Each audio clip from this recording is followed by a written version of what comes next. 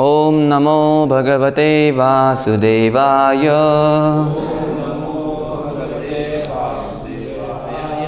ओम नमो भगवते वासुदेवाय। ओम नमो भगवते वासुदेवाय। श्रीमद्भागवतम स्कंद 4 अध्याय 8 ध्रुव महाराज का गृह त्याग और वनगमन। श्लोक क्रमांक 28। विकल्पे विद्यमाने अपि न हि असंतोष हेतवः पुंसः मोहमृते भिन्नाः यत्लोके निजकर्मभिः विकल्पे विद्यमानेऽपि विकल्पे विद्यमानेऽपि न ह्यसंतोष हेतवः न ह्यसंतोष हेतवः पुंसो मोहमृते भिन्ना पुंसो मोहमृते भिन्ना यल्लोके निजकर्मभिः। शब्दार्थ, अनुवाद और तात्पर्य श्री श्रीमद् अभय शरणारविंद भक्ति वेदांत स्वामी प्रभुपाद द्वारा। श्रील प्रभुपाद की जय। विकल्पे अन्य उपाय, विद्यमाने अपि रहने पर भी, न नहीं ही निश्चय ही, असंतोष नाराजगी, हेतवः कारण, पुंसः मनुष्यों का, मोहमृते मोहग्रस्त हुए बिना, भिन्नाः पृथक हुआ, यत् लोके इस लोक में, निज कर्म भी अपने कार्य से। अनुवाद।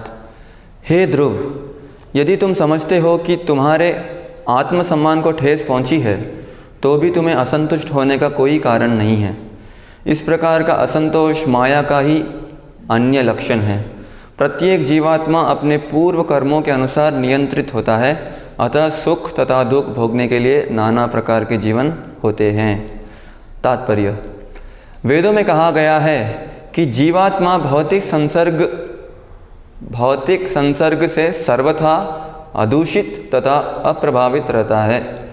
जीवात्मा को अपने पूर्व कर्मों के अनुसार भिन्न भिन्न प्रकार की भौतिक देह प्राप्त होती है, किंतु यदि कोई यह जान ले कि जीवित आत्मा के रूप में उसका सुख या दुख से कोई लगाव नहीं हो तो उसे मुक्त पुरुष कहा जाता है।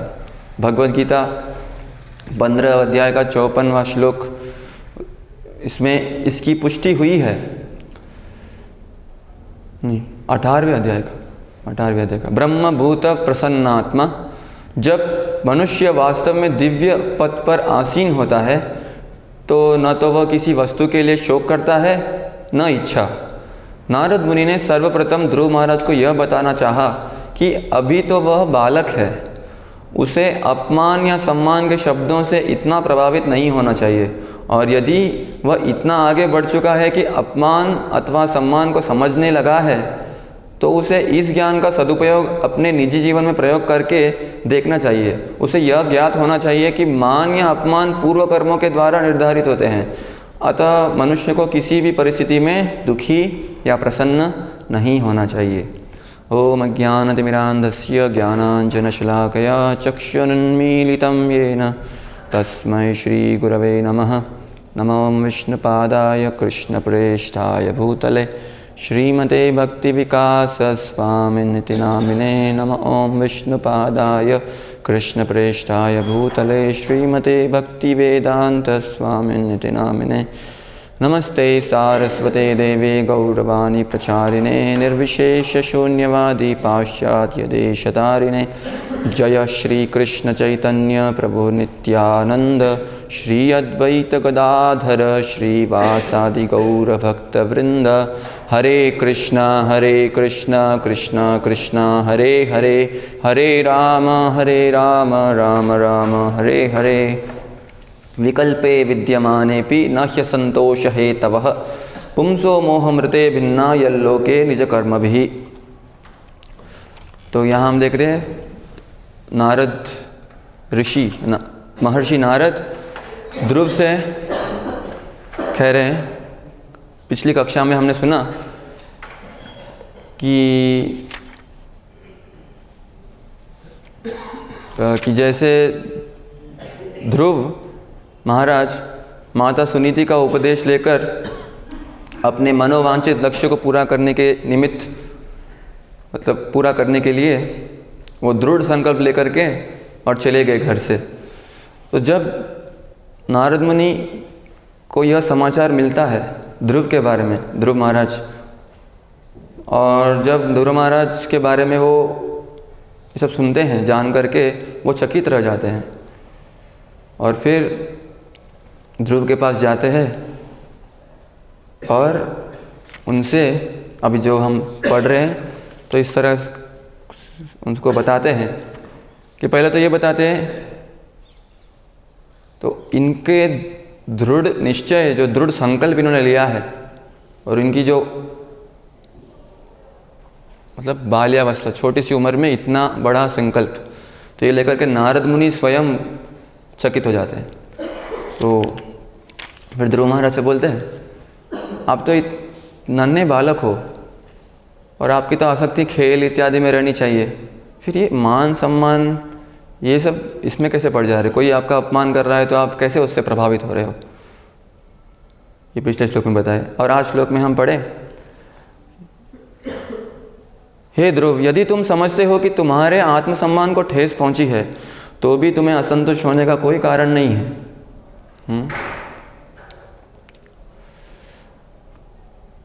साधारणतः कोई छोटा बालक, उसको तो पता ही नहीं होता कोई उसकी तारीफ़ कर रहा है या कोई उसकी उसको डांट रहा है कुछ, उसकी तारीफ़ कर तो बहुत अच्छा कर रहा है तो भी हंसेगा, उसको डांटोगे तो भी हंसेगा वो, उसको कुछ पता ही नहीं है क्या बोल रहे हैं। बस थोड़ा ज़ोर से डांटेंगे तो उसको डर लग जाएगा तो रोने लगेगा, लेकिन पता नहीं। तो उस अवस्था में है ध्रुव महाराज। लेकिन यहाँ पे इनकी जो चेतना है, इनकी जो, इसलिए ध्रुव महाराज की एक कथा सभी तरह के लोग, जैसे भागवत किसके लिए लिखा है, धर्म प्रोजित कहितवोत्र परमो निर्मत्सराणां स्वताम परमहंस महाभागवत महान, भगवान श्री चैतन्य महाप्रभु कल हम सुने थे। वो भी जब जगन्नाथपुरी में थे तो हफ्तों तक केवल यही ध्रुव महाराज की कथा और प्रहलाद महाराज की कथा, बस यही बारंबार श्रवण करते थे।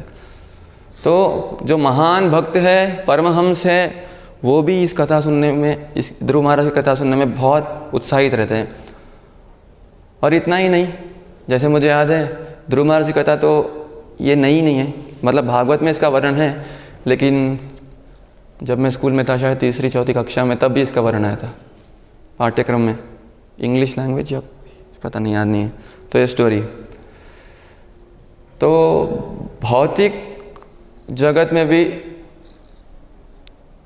जो भौतिक आधुनिक ये विद्या विधान है उसमें भी ये पढ़ा रहे हैं।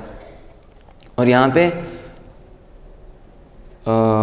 महान भक्त वो भी इसकी चर्चा कर रहे हैं, इसका श्रवण कर रहे हैं, लेकिन फ़र्क बहुत है। अभी यहाँ पे भक्त इसकी चर्चा कर रहे हैं, ध्रुव महाराज के बारे में सुन रहे हैं, तो प्रेरणा क्या मिल रही है इस कथा से कि भगवान की भक्ति करने में कैसे हमें दृढ़ संकल्प लेना है, कैसे, जैसे ध्रुव महाराज, यहाँ पे नारद मुनि, जैसे कल की कक्षा में प्रभु समझाए थे, तो जैसे गुरु जब कोई विद्यार्थी या कोई शिष्य गुरु के समीप आता है, उनकी शरण लेना चाहता है, तो पहले तो गुरु परीक्षा लेते हैं। तो यहाँ पे नारद मुनि वही कर रहे हैं। तो नारद मुनि बता रहे आपको क्या ज़रूरत है, आप तो छोटे बालक हो, इसमें इतना प्रभावित होने की क्या ज़रूरत है। अभी फिर आगे बताएंगे। अब ये जो आपने जो ये ठाना है कि मुझे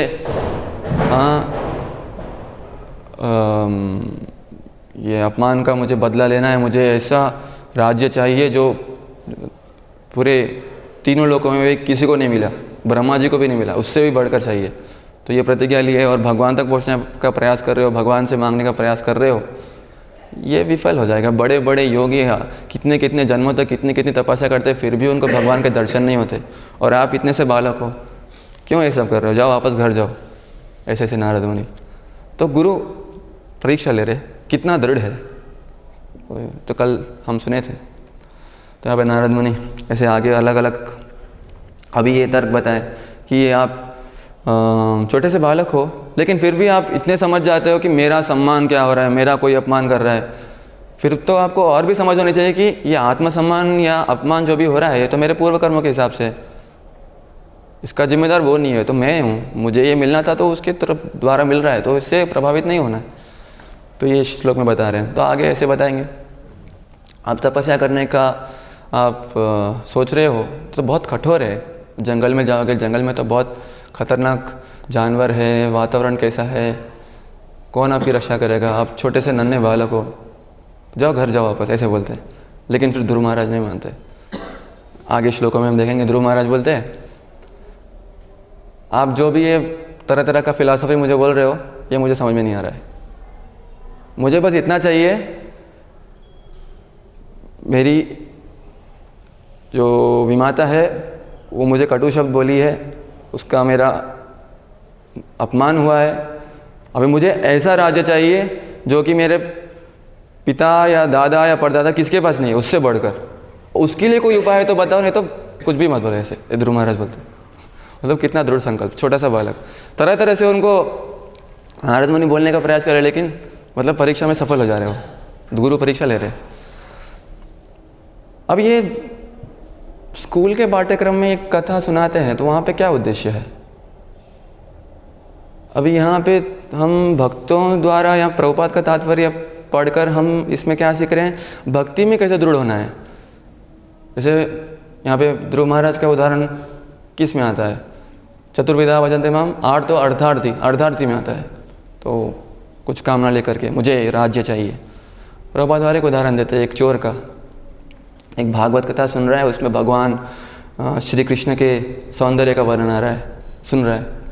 तो भगवान श्री कृष्ण कितने सुंदर, उनके शरीर में तरह तरह के हीरे वज्र मतलब सोना इत्यादि आभूषण से वो अलंकृत है। वो सुनता है कृष्ण के बारे में तो उसका ध्यान नहीं जाता, लेकिन ये सोना हीरा ये सब ये मुझे मिल जाए तो बहुत बढ़िया है। तो फिर कहाँ मिलेंगे? तो वृंदावन में मिलेंगे। तो फिर वो इच्छा है उनके पास जो घर शरीर में पहना हुआ है उसको लेना, कृष्ण को प्राप्त करना नहीं। कृष्ण को प्राप्त करना है लेकिन उद्देश्य है, जैसे ध्रुव महाराज राज्य चाहिए। लेकिन उनकी भी प्रभुपाद उदाहरण देते हैं, वो जो दृढ़ संकल्प है, मैं तो ढूंढूंगा उसको, कृष्ण किधर है। तो इस तरह से उनका दृढ़ संकल्प इतना, उनकी प्रतिज्ञा इतनी स्ट्रांग होती है, डिटर्मिनेशन इतना स्ट्रांग होता है, तो कृष्ण दर्शन देते हैं उनको, तो कृष्ण स्वयं आ जाते हैं। और फिर बाद में सुनते हैं कृष्ण के संग में उनका हृदय परिवर्तित हो जाता है और भक्त बन जाते हैं। और यही ध्रुव महाराज की भी कथा में हम देखते हैं। तो कठोर तपस्या करते हैं, उसके बाद जैसे ही भगवान के दर्शन होते हैं और फिर ध्रुव महाराज बोलते हैं स्थानाभिलाषी तपस्वी स्थितो हम, एक बड़ा राज्य की आशा करके मैं इतनी तपस्या किया, लेकिन मुझे क्या मिला? त्वाम प्राप्तवान देव मुनीन्द्र गुह्यम, बड़े बड़े देवता मुनि योगी उन सब के लिए आप दुर्लभ है, लेकिन मुझे दर्शन हो गया आपके। त्वाम प्राप्तवान काचन विचिन्वन अपि दिव्य रत्नम, तो एक कांच का टुकड़ा जो उसका कुछ वैल्यू नहीं है, उसके लिए मैं वो इच्छा करके आपके पास आया, लेकिन आप मुझे आपके दर्शन हो गए, दिव्य रत्न के समान है, इसलिए स्वामिन कृतार्थोत्मी वरम न्याचे। तो ये शिक्षा हम ध्रुव महाराज की कथा से लेते हैं।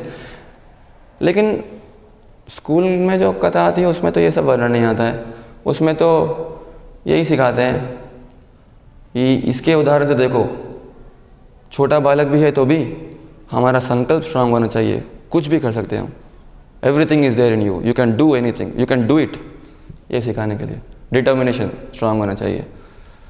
जैसे पिछले महीने तरुण कृष्ण प्रभु मुझे ले गए थे वहाँ पे बावई प्रोग्राम में, स्कूल के अंदर है। तो सुबह सुबह स्कूल स्टार्ट हुआ तो सुनाई दे रहा था क्लास से, टीचर बच्चों को सिखा रही है, क्या बोल रहे थे, हाँ, मेरे नन्हे राजकुमार हो, बोलो मेरे पीछे, हम होंगे कामयाब। किस में कामयाब? एक दिन पूरा है विश्वास। हमारा डिटर्मिनेशन स्ट्रांग होना चाहिए, विश्वास, कन्विक्शन होना चाहिए, हम कामयाब होंगे। किस चीज़ में कामयाब होंगे? क्या प्रेरणा दे रहे हो? उद्देश्य क्या है? क्या हासिल करना है वो तो पता ही नहीं। हाँ, बस लगे रहो, आगे बढ़ो, लेकिन कहाँ बढ़ना है पता नहीं, किसको प्राप्त करना है पता नहीं। हाँ, अब इस तरह से बचपन से उनको बच्चों को यही सिखाते हैं, रेस, कंपटीशन, आगे बढ़ना है, फर्स्ट रैंक लाना है, तो नहीं होगा, मुमकिन होगा, प्रयास करो, हार मत मानो, आगे बढ़ो। बढ़ता है लेकिन जो भी वो प्रयास करता है वो पूरा उल्टा हो जाता है। उसको समझ नहीं आता है, अरे बचपन से तो मेरे माता पिता ये बदले, टीचर ये सिखाए, लेकिन मैं करना चाहता हूँ, हो ही नहीं रहा है, पूरा जम लगा के करता हूँ, होता ही नहीं है, फेल हो जाता हूँ, तो फिर हार मान जाता है, फिर दुखी हो जाता है, हाँ, फिर आत्महत्या कर लेता है। अब अभी तो शायद ऐसा कोई कॉलेज होगा जिसमें आत्महत्या का केस नहीं होगा। हर कॉलेज में, VIT भोपाल गए थे, वहाँ पे रिसेंटली पिछले महीने हुआ एक केस, अभी रिसेंटली स्टार्ट हुआ कॉलेज। एम्स में सुना पिछले 6 महीनों में 3 सुसाइड हो गए, मतलब हर महीने एक suicide. IIT Kharagpur, IIT Hyderabad, साल में 12 महीने ही होते हैं, लेकिन 15 सुसाइड तो कम से कम होते हैं। तो एक्चुअली देखें तो ये आत्महत्या का तो नाम दे रहे, आत्महत्या नहीं है, ये एक्चुअली हत्या है, मर्डर। इसलिए प्रभुपाद बोलते हैं एजुकेशन सिस्टम क्या है? स्लॉटर हाउस, कत्ल खाना है। आप मार रहे हो, कैसे मार रहे हो? उसको झूठा दिलासा दे रहे हो कि आप जीवन में कुछ भी हासिल कर पाओगे। नहीं होगा, नहीं होगा, जीवन में कुछ हासिल नहीं कर पाओगे, यहाँ पे कुछ नहीं मिलेगा। हाँ, ये नहीं बता रहे आप, उसको बस गुमराह कर रहे हैं, धोखा दे रहे हैं, और फिर जब वास्तविक जीवन में जीने लगता है तो कुछ हाल नहीं मिलता है उसको, हार जाता है। सुख का अनुभव करना चाहता है, सुख नहीं मिलता है उसको, तो क्या प्रेरणा दे रहे हो? प्रेरणा कुछ नहीं दे रहे हो आप। तो इस तरह से देखा जाए तो फिर माता पिता क्या है? माता पिता ऐसे इंस्टीट्यूशन में अपने बच्चों को दाखिला कर रहे हैं जहाँ पे बच्चों को वहाँ पे जाने के बाद बच्चा मर जा रहा है, उसका जीवन पूरा बर्बाद हो रहा है। एक तो आत्महत्या करेगा, नहीं तो नशा वगैरह वो सब, तो वो भी तो हिंसा ही है। तो इस तरह से माता पिता क्या कर रहे हैं? किसी दूसरे को पैसे दे करके, अर्थात सुपारी दे करके, लीजिए मेरे बेटे को मारिए, तो सबके सब राक्षस है अगर। और फिर डिग्री भी मिल गया तो उसके बाद क्या होता है? अब जॉब के लिए नहीं, डिग्री मिलने के पहले तो कॉलेज में एडमिशन करना है, तो उसके लिए एंट्रेंस एग्ज़ाम देना है, और एंट्रेंस एग्ज़ाम में जिसका सबसे अच्छा रैंक आया, कम रैंक आया, तो उसके लिए सीट मिल जाएगी अच्छे कॉलेज में, और पैसे भी कम लगेंगे। अभी तो शायद 10-12 लाख 13 लाख में हो जाता है 4 साल का कोर्स, और रैंक बहुत ज़्यादा आया तो उसके लिए ज़्यादा खर्च करना पड़ता है, जैसे 20 लाख या 30 लाख या 50 लाख भी होता है सीट। VIT भोपाल में मैक्सिमम 40 लाख, और IIT AAA तो और ज़्यादा होगा, मतलब बच्चे को सीट मिलने के लिए, क्योंकि उसका रैंक अच्छा नहीं है, बहुत ज़्यादा रैंक है। तो इसका मतलब ऐसे ही है। अभी जैसे ये मुसलमानों का त्यौहार आता है ना, बकरीद वगैरह, तो मेला लगता है, बकरे भेड़ बकरी को बेचते हैं हलाल करने के लिए, तो उसमें तरह तरह के रेट होते हैं। जो भेड़ बकरी का वज़न ज़्यादा होता है, मतलब अच्छा मांस है, उसका रेट ज़्यादा। तो यहाँ पे जिसका रैंक बहुत अच्छा आया तो उसको मारने के लिए ज़्यादा मेहनत नहीं पड़े, ऑलरेडी बुद्धि भ्रष्ट है। अब जिसका रैंक बहुत ज़्यादा है, मतलब वो उतना अच्छा पढ़ा नहीं, तो उसके पीछे बहुत मेहनत करना पड़ेगा और ज़्यादा पैसे दो। तो ये सब चल रहा है। तो इस तरह का प्रेरणा दे के क्या कर रहे हैं आप? प्रेरणा नहीं दे रहे जीवन में, मोटिवेशन, हम होंगे कामयाब, क्या मोटिवेशन नहीं है, ये तो धोखा है, पीछे से मारोगे आप। लेकिन यहाँ पे भक्त ऐसा नहीं करते। जैसे Prahlad Maharaj, he is really motivating, really प्रचार कर रहे हैं। वो बोलते हैं ये संसार में पदम पदम यद विपदाम, हर क्षण हर कदम पे विपत्ति है, यहाँ मत रहो। समाश्रिता ये पद पल्लव पल्लवम, तुरंत भगवान का आश्रय लो, भगवान के पद कमल को पकड़ो, भगवान का नाम लो। हाँ, महत् पदम पुण्य यशो मुरारे, भवाम बुधिर यस्य पदम परम पदम, पदम पदम यद विपदाम न तेषाम। यहाँ पे विपत्ति ही विपत्ति है, यहाँ से बाहर निकलो, जाओ उधर, भगवान का धाम जाओ। तो ये असली मोटिवेशन है। यहाँ मत रहो। कहाँ जाना है, किसको प्राप्त करना है? भगवान को प्राप्त करना है। तो ये ध्रुव महाराज कहता है, वहाँ पे स्कूल में सिखाते हैं, भक्ति तो होता ही नहीं है उसमें। जो मेन इंग्रेडिएंट है इस कथा का, कैसे भक्ति में दृढ़ होना है, वो ही मिस हो जाता है। हाँ, जो भी कार्य कर रहे हैं, कैसे हम निडर होकर के, उत्साहित होकर के, हाँ, एक दृढ़ संकल्प लेकर के आगे बढ़ते रहो, हार मत मानो। किसके लिए आगे बढ़ना है, कहाँ जाना है, वो नहीं पता, लेकिन यहाँ पे स्पष्ट है। हाँ, जैसे कल शाम को MP नगर में हम चर्चा कर रहे थे कि भौतिक सुख और आध्यात्मिक सुख, on the way to Krishna, उस पुस्तक से पढ़ रहे थे। तो उसमें प्रभुपाद समझा रहे हैं कि रियली किसी को सिखाना है तो ये सिखाना है कि इस भौतिक जगत में, भौतिक शरीर में यदि आप सुखी रहना चाहते हो तो सुख बिल्कुल नहीं मिलेगा, असंभव है। सुख तभी मिलेगा जब आप ये भौतिक शरीर के इंद्रियों से सुख प्राप्त करना छोड़कर अपने जो असली इंद्रियां हैं, दिव्य इंद्रियां हैं, क्या है वो श्लोक 6 चैप्टर का, दिव्य इंद्रियम, भूल गया, वहाँ पे भगवान बता रहे हैं। और उसके बाद भगवान बताते हैं, यम लब्धा चापरम लाभम न मन्यते नादिकम ततः, और वो परम सुख, यदि आपको सुखी रहना है तो ऐसे करो, हाँ, भगवान की सेवा करो, भगवान की भक्ति करो, तब आपको जो सुख मिलेगा वो यदि आपको प्राप्त हो गया तो तब आपको ये स्टेज पे आओगे कि फिर जीवन सफल हो गया, अभी मुझे कुछ और नहीं चाहिए। जैसे ध्रुव महाराज, स्वामिन कृतार्थोस्मि वरम न याचे, यहाँ पे इस परपट में प्रभुपाद लिख रहे हैं, ब्रह्मभूत प्रसन्नात्मा न शोचति न कांक्षति। तो ये सिखाना है, ये प्रेरणा देना है, हाँ, कि आप जो जीने का प्रयास कर रहे हो, लेकिन वास्तविक जीवन तो यहाँ पे होगा ही नहीं। ये तो वातावरण ही पूरा भयंकर है, पूरे इस तरह के असुरों से, राक्षसों से भरा पड़ा है, जो कदम कदम पर कैसे आपको मारे, कैसे आपका खून चूसे, इसी में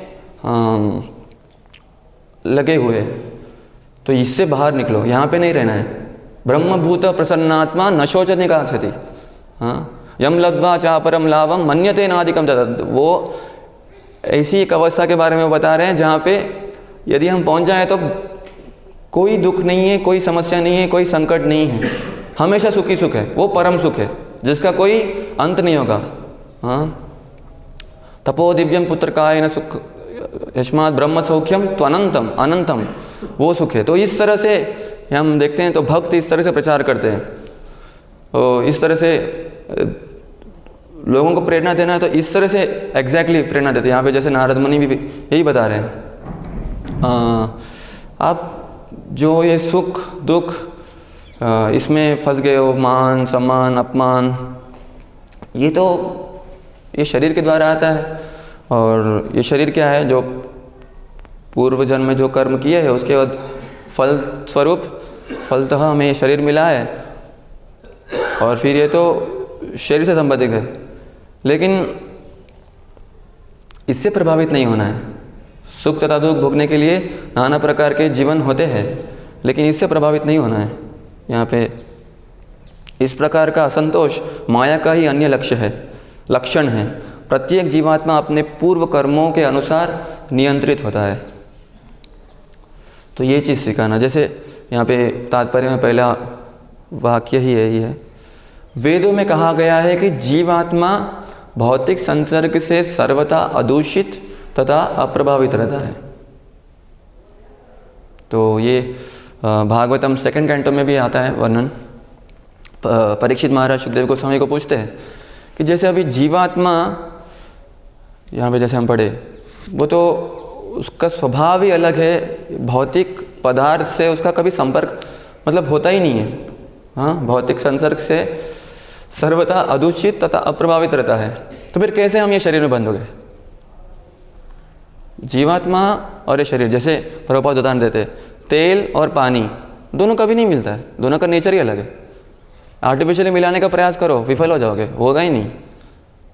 हाँ, तो फिर कैसे हम इस शरीर में हैं, कैसे इस संसार में हैं? तो उसका उत्तर देते हुए श्रीमद् भागवतम 2 स्कंद में 9वें अध्याय का पहला श्लोक, श्री शुक उवाच आत्ममायामृते राजन परस्यानुभवात्मनः न घटेतार्थ संबंध स्वप्न द्रष्टुर इवांजसा।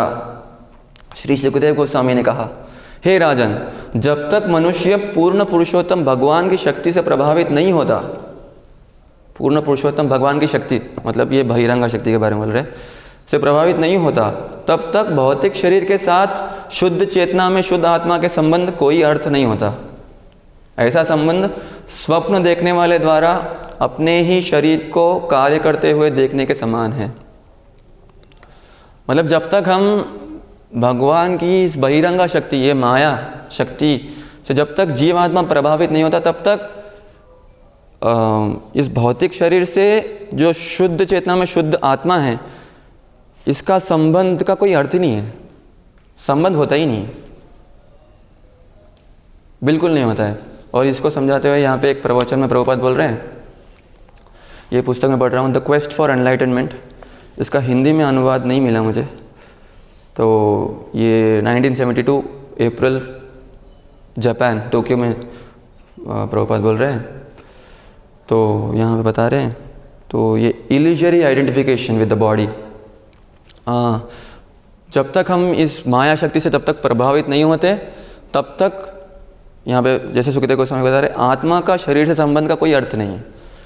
तो मतलब एक इल्यूजन। अभी जैसे यहाँ पे प्रभुपाद उदाहरण दे रहे हैं, अभी सभी जीवात्मा इस संसार में क्यों आए? कृष्ण का अनुकरण करने के लिए। मैं भगवान बनूंगा, मुझे भोग करना है। तो यहाँ पे क्या बोल रहे हैं? न घटेतार्थ संबंध स्वप्न द्रष्टुमिवाम्भसा। तो ये सपना ही है। वास्तविक जीवात्मा का लक्षण ये नहीं है कि वो भोग करे, भोगता तो भगवान है। जीवात्मा का वो लक्षण ही नहीं है कि वो भोग कर पाए, भोग नहीं कर पाएगा। लेकिन मेरी इच्छा है मैं भोग करूँगा, तो ठीक है।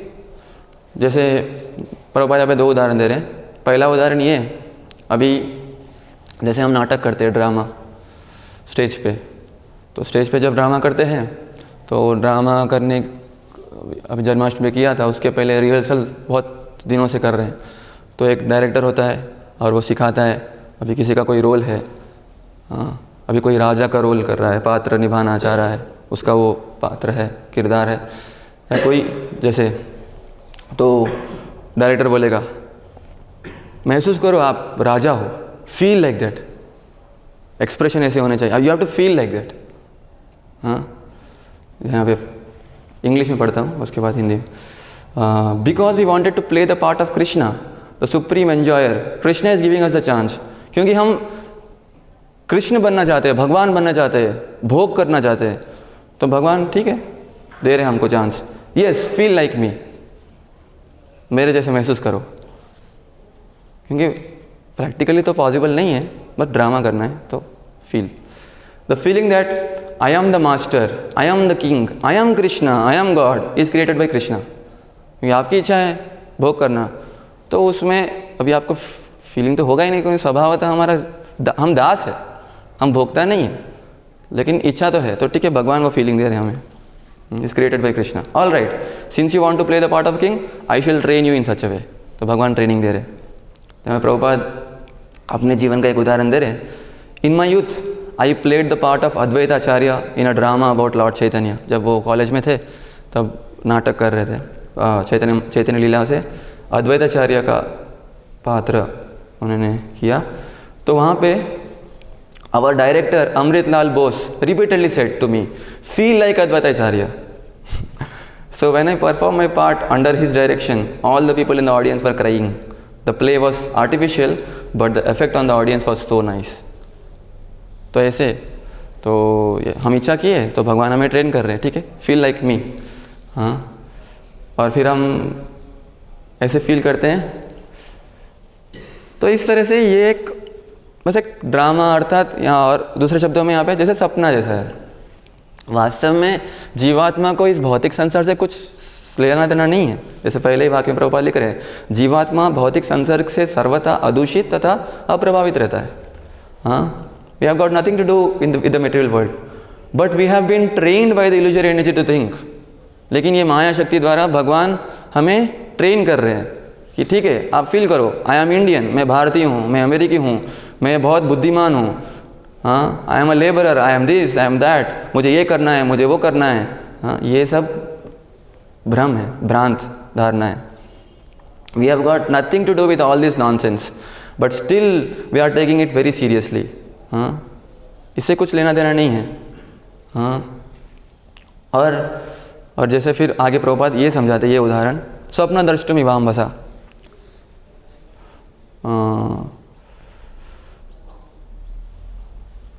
जैसे स्वप्न का प्रभुपाद उदाहरण दे रहे हैं। जैसे एक व्यक्ति स्वप्न देख रहा है, मतलब सो रहा है और उसके नींद में वो सपने में देख रहा है शेर।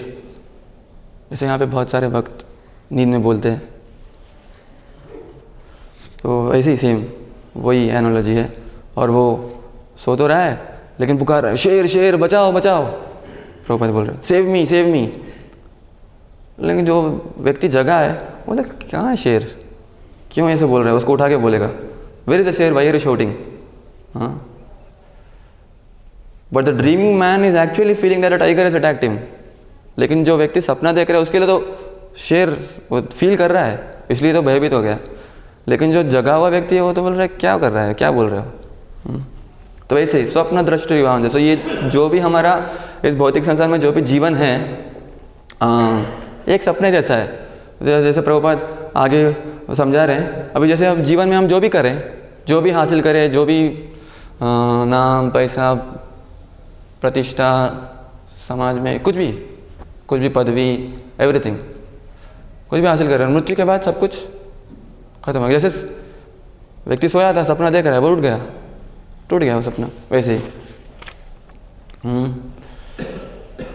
So everyone in the material world is playing some part. I want to be prime minister. I want to be a very big business magnate. I want to be a leader. I want to be a philosopher. I want to be a scientist. They are trying to play all these parts, and Krishna is giving the opportunity. All right, do all this.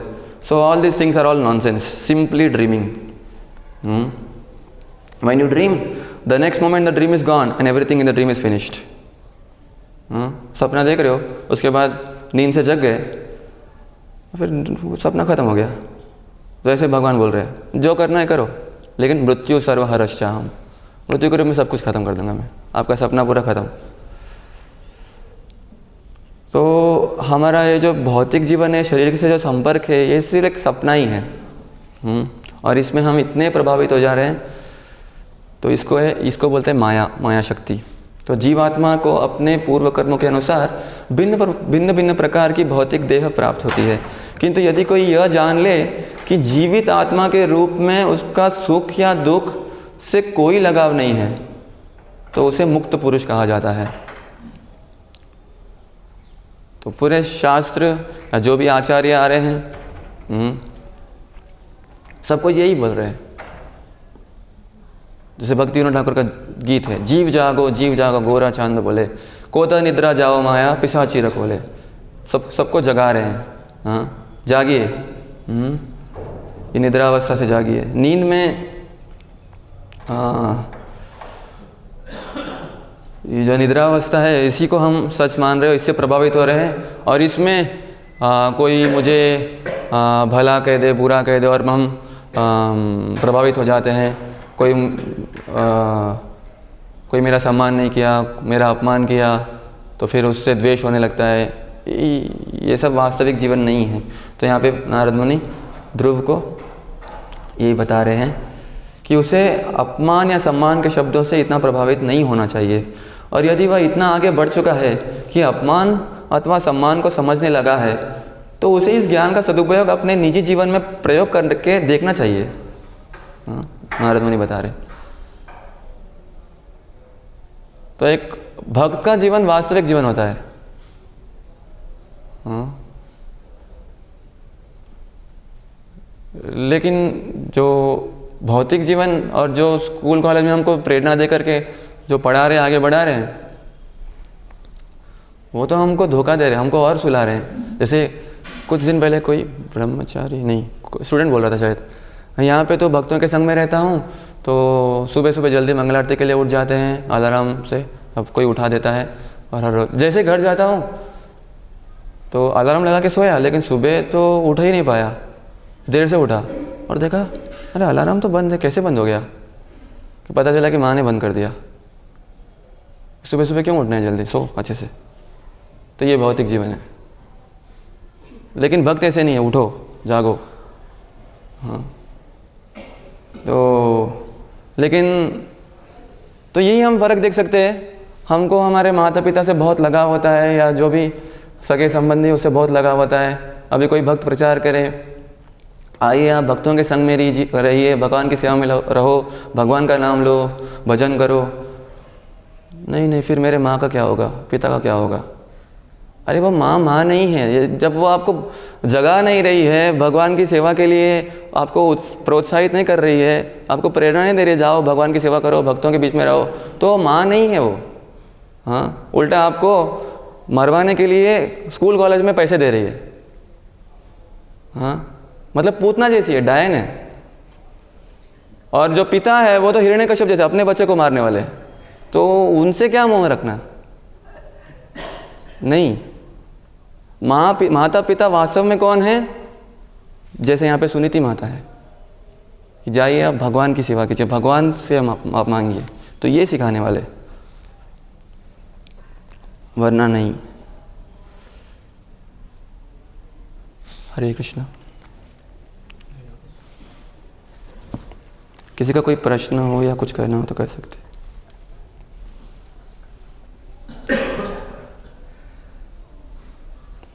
Shrimad Bhagavatam की जय, श्रील प्रभुपाद की जय।